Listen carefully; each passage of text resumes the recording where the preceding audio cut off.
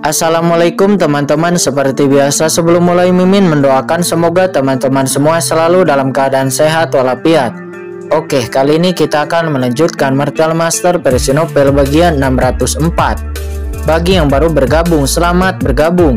Dan bagi yang belum subscribe dulu lah agar Mimin tambah semangat lagi nih bikin videonya. Oke, kalau sudah kita langsung masuk ke isi ceritanya.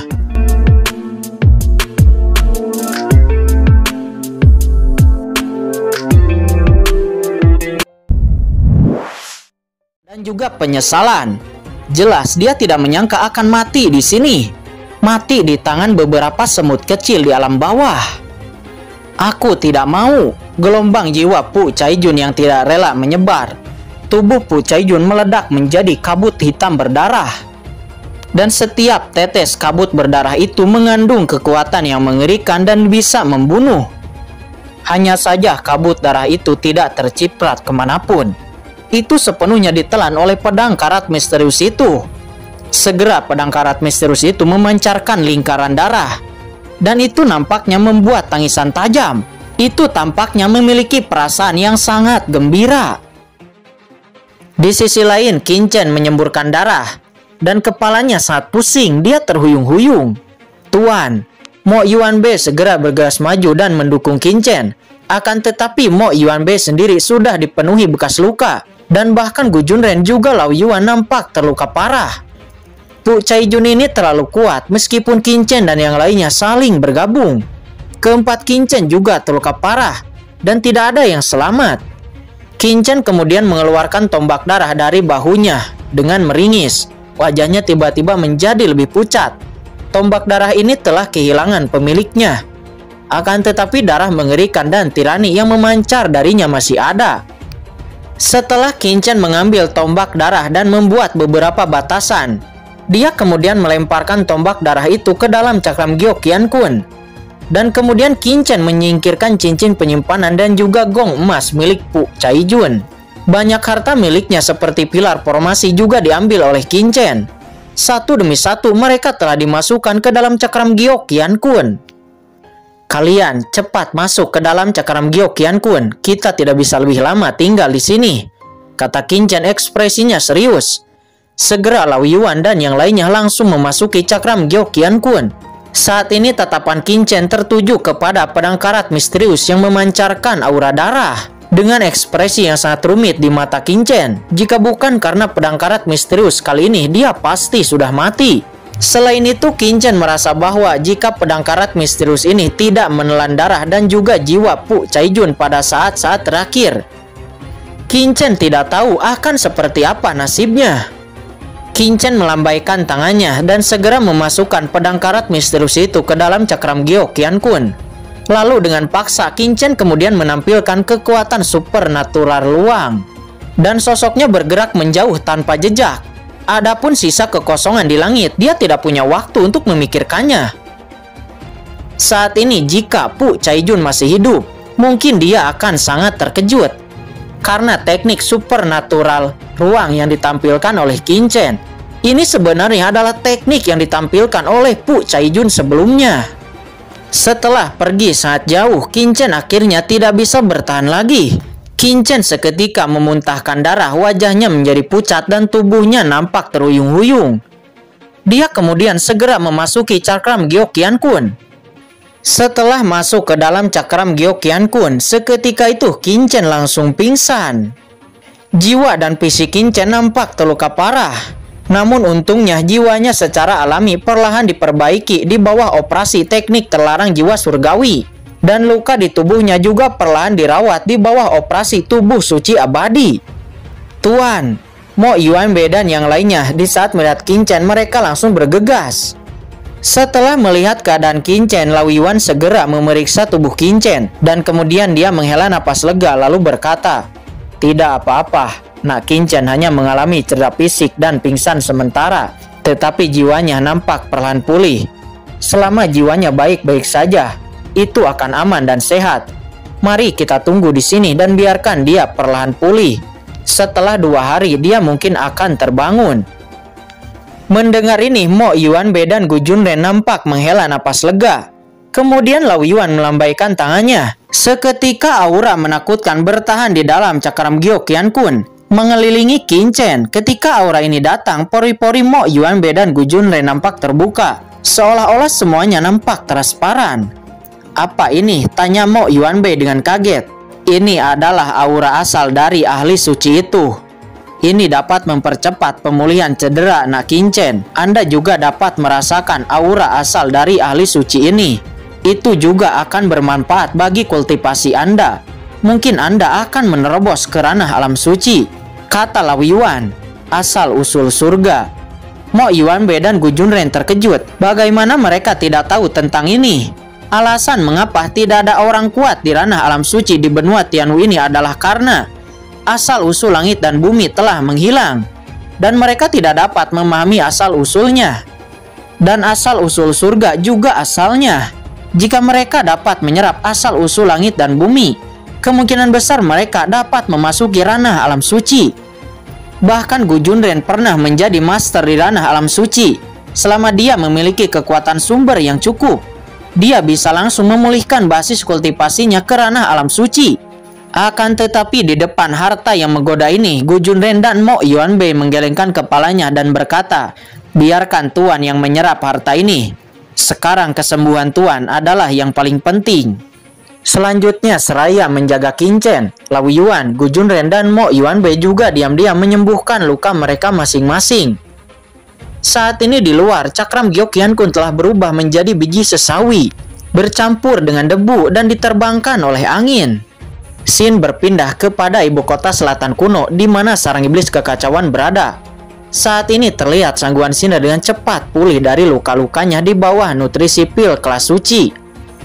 Energi jahat di tubuhnya ditahan dan diubah menjadi bentuk manusia, memperlihatkan wajah yang sangat cantik. Melihat wajah Sangguan Sinar, Jian Pingdao yang sebelumnya sangat menghina Sangguan Sinar, saat ini tiba-tiba menunjukkan mata yang berapi-api.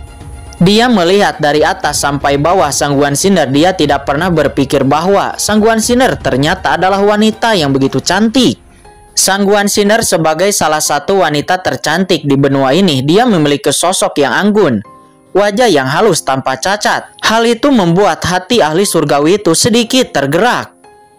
Penguasa istana berkabut di benua Tianwu, Sangguan Sinar telah melihat beberapa ahli surgawi, kata Sangguan Sinar dengan hormat. Namun saat ini ketika memikirkan penampilan setengah manusia dan setengah iblis dari Sangguan Sinar, ekspresi Jian Pingdao dan yang lainnya nampak menjadi dingin lagi. Sebagai ras manusia, kamu berubah menjadi setengah manusia dan setengah iblis hanya untuk kekuatan, kata Jian Pingdao. Tuan, bukan karena sihir ini ingin menjadi setengah manusia dan setengah iblis, tetapi sihir ini tidak memiliki pilihan lain. Ini semua adalah karena ulah dari iblis alien, kata Sangguan Sinar. Namun Ling Luling nampak tidak peduli. Kemudian dia berkata, kami tidak ingin mendengarkan gosip semacam ini. Anda mengatakan bahwa benua Tianwu ini memiliki rahasia. Apa rahasianya? Mendengar ini Sangguan Sinar tidak menjawab secara langsung, tetapi kemudian berkata, selama beberapa orang dewasa setuju untuk tidak membunuh saya akan memberitahu semuanya. Niat membunuh tiba-tiba muncul di tubuh Ling Luling dan matanya dingin. Kemudian dia berkata, apakah kamu berani membuat kesepakatan dengan kami? Apakah kamu benar-benar berpikir bahwa kami tidak berani membunuhmu? Mendengar ini Sangguan Sinar dengan tegas mengangkat kepalanya lalu berkata, beberapa orang dewasa, saya tidak berbicara tentang persyaratan dengan Anda. Saya hanya ingin hidup. Jadi saya mohon beberapa orang dewasa untuk menyetujui permintaan kecil dari saya. Selama beberapa orang dewasa bersedia melepaskan saya bisa melakukan apa saja. Selain itu, saya adalah orang pertama di benua Tianwu. Saya tahu semua rahasia seluruh benua. Saya bersedia menjadi pelayan Anda.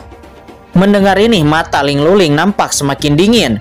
Namun sebelum dia sempat berbicara, Jiao Pingdao di samping sudah berkata, jangan khawatir, selama apa yang kamu katakan itu benar, hidup dan matimu akan diampuni. Terima kasih atas kebaikan beberapa orang dewasa. Sebenarnya alasan mengapa asal-usul benua Tianwu tidak dapat ditemukan, Saya curiga beberapa orang kuat telah menyembunyikan asal-usul benua Tianwu, kata Sangguan Sinner. Apa ada yang kuat? Ling Luling mencibir. Siapa yang bisa menjadi kuat di benua sekecil ini? Di benua Tianwu kita ada orang kuat dari surga yang datang beberapa kali, kata Sangguan Sinner. Apa maksudmu orang terkuat dari surga? Dan dia datang ke sini beberapa kali, kata Ling Luling. Ahli surgawi tidak akan pergi ke dunia kecil tanpa alasan. Begitu mereka datang pasti ada alasannya. Ya, Sangguan Sinner mengangguk. Selain yang kuat dari surga, ada juga master dari ras iblis abisal di benua Tianwu kita. Apa maksudmu ras iblis abisal? Mendengar ini ekspresi Ling Luling nampak berubah drastis dan ada sedikit kengerian muncul di matanya. Dia kemudian secara langsung mencengkram leher Sangguan Sinner dan berkata dengan dingin, "Kenapa Tuan klan iblis abisal datang ke benua kecil ini? Apa yang kamu bicarakan? Apakah kamu tahu siapa klan iblis abisal? Apakah kamu sedang berbohong kepadaku?" Kata Ling Luling. Jejak rasa dingin dengan cepat menyebar dari tubuh Ling Luling dan itu segera menyelimuti Sangguan Sinner, membuat Sangguan Sinner hampir tidak bisa bernapas. "Tuan, apa yang saya katakan itu benar? Jika tidak, sebagai orang dari alam bawah, bagaimana saya bisa tahu nama Yuan Moju?" kata Sangguan Sinner. Mendengar ini Ling Luling terkejut lalu melepaskan Sangguan Sinner. Yang dikatakan Sangguan Sinner memang benar.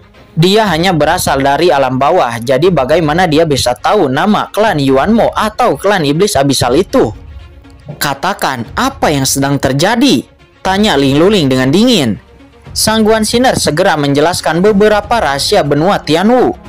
Faktanya dia tidak tahu banyak tentang rahasia benua Tianwu, akan tetapi sebagian dibuat-buat olehnya. Kemudian Sangguan Sinner menceritakan rahasia benua Tianwu yang dia tahu, dari mulai ahli surgawi yang turun, dan kemudian terbentuknya tanah terlarang, dan kemudian tentang ras iblis abisal yang terjebak di Laut Guntur. Setelah itu dia menceritakan tentang kota Tianlei yang pemiliknya adalah pemuda bernama Qin Chen yang telah melarikan diri sebelumnya. Mendengar cerita-cerita ini, ahli surgawi itu nampak terkejut. Orang-orang klan iblis abisal tersegel di Laut Guntur. Ling Luling dan yang lainnya saling memandang, mata mereka serius. Akan tetapi mereka juga bersemangat. Bahaya juga mewakili peluang. Pu Caijun yang mengejar dan membunuh anak itu sebelumnya kan kirim pesan kepada Pu Caijun. Kemudian Ling Luling segera mengeluarkan manik-manik komunikasi dan mengirimkan pesan kepada Pu Caijun. Namun pesan itu seperti batu yang jatuh ke laut dan tidak ada tanggapan sama sekali. Beberapa ahli surgawi lainnya nampak merutkan kening dan segera mengirim pesan lain kepada Pu Caijun. Akan tetapi tidak peduli bagaimana mereka mengirim pesan, Pu Caijun tidak menanggapi sama sekali. "Pergi, ayo pergi dan lihat," kata Ling Luling. Segera sekelompok orang itu langsung pergi ke arah Pu Caijun. Cuing, cuing. Namun pada saat itu dua aliran cahaya datang. Itu ternyata adalah Xiu Chengje dan satu ahli surgawi lainnya. Keduanya telah kembali. "Kemana kalian akan pergi?" Saat keduanya kembali, tiba-tiba mereka menjadi bingung di saat melihat Ling Luling dan yang lainnya akan pergi. Melihat mereka berdua kembali dan setelah mengetahui bahwa Molly benar-benar melarikan diri, wajah Ling Luling tiba-tiba menunjukkan ekspresi yang nampak jelek. Setelah mengejar semut, itu benar-benar lolos. Itu membuat ahli surgawi kehilangan muka. Akan tetapi pada saat ini mereka tidak peduli tentang hal-hal ini. Dan mereka hanya mengatakan secara singkat apa yang dikatakan Sangguan Sinner sebelumnya. Apa ada rahasia besar di benua ini dan master dari ras iblis abisal juga ada di benua ini. Mendengar ini Xiu Chengje dan satu ahli surgawi lainnya nampak terkejut. Pergi, keduanya tidak ragu-ragu dan mengikuti Ling Luling dan yang lainnya. Jika anak itu benar-benar terkait dengan klan Yuan Mo sebelumnya, maka itu akan menjadi keuntungan yang sangat besar. Saya harap Pu Caijun tidak membunuh anak itu. Tetapi kemungkinan anak itu sudah mati di tangan Pu Caijun, gumam salah satu ahli surgawi. Kemudian mereka langsung pergi mencari jejak Pu Caijun sepanjang jalan. Tetapi setelah mencari beberapa saat, beberapa ahli surgawi itu tidak menemukan tanda-tanda kembalinya Pu Caijun. dan segera wajah mereka tiba-tiba menunjukkan keraguan. Dengan kekuatan Pu Caijun membunuh beberapa semut, dia seharusnya sudah kembali saat ini. Semakin banyak waktu berlalu, semakin banyak keraguan muncul di wajah Ling Luling, dan mereka terus mengikuti napas Pu Caijun sepanjang jalan. Beberapa saat kemudian mereka semua telah tiba di tempat di mana Qin Chen dan Pu Caijun bertempur. Ada napas pertempuran di sini dan napas Pu Caijun telah menghilang. Ling Luling dan yang lainnya memandang kehampaan yang berantakan dan tanah di bawah dengan ekspresi luar biasa di mata mereka. Ada pertempuran besar di sini belum lama ini. Salah satunya pasti adalah Pu Caijun. Lalu siapa yang lainnya? Apakah itu semut yang dia buru? Yang membuat mereka semakin bingung adalah bahwa napas Pu Caijun telah benar-benar menghilang, dan napas pihak lain juga telah menghilang. Mungkinkah kedua belah pihak telah pergi setelah pertempuran di sini? Bahkan jika itu pergi, itu pasti akan meninggalkan napas. Dan terlebih lagi, Pu Caijun tidak meninggalkan pesan sedikit pun untuk mereka.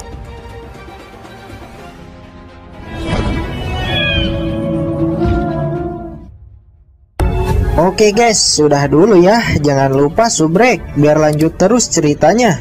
Bagi yang sudah subrek, mudah-mudahan dimudahkan rezekinya. Mimin undur diri. See you next and goodbye.